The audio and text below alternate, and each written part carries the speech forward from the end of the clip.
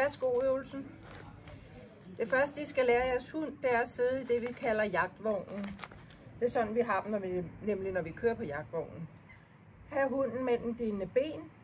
Du kan sidde på en stol, på et trappetrin eller på en stub ude i skoven. Du må gerne håndtere den ind på plads. Og når den sidder her, så belønner du den med en godbid. Og du belønner den forfra, så det er der, den kommer til at forvente belønningen. Så er vi klar til det første lille øvelse. Vi kaster en lille tør godbid. Vi holder på hundens bryst, så den ikke løber fra os. Men inden vi sender den, så prøver vi at løsne grebet en lille smule, så vi ikke rører hunden. Det må ikke være vores hænder, der bliver signal til, at hunden skal løbe på godbiden.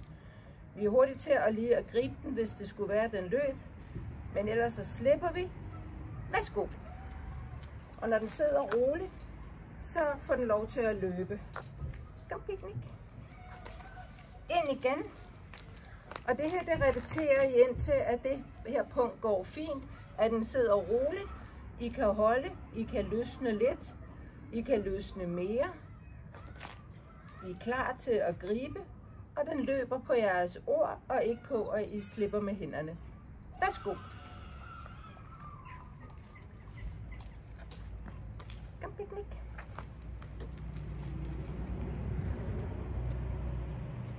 Og så arbejder jeg hen imod, at hunden bare sidder. I kaster godbiden uden at holde på den. Og I kan også godt sidde og sige nogle vrøvleord, som overhovedet ikke handler om, at den skal løbe efter godbiden.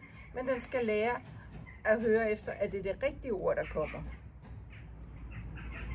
Værsgo. Super. Det her, det er en selvkontrolsøvelse, eller en impulskontrolsøvelse, som man nu kalder det. Men det er jo også en forløber for ikke at knalde, altså løbe i utide, når vi kaster en dummy. Så vent på, at du får lov, er formålet med den her øvelse. Så start med at træne den, hvor der ikke er for mange forstyrrelser, og så skru lidt op for forstyrrelserne hen ad vejen. Så god træning med værsgo-øvelsen.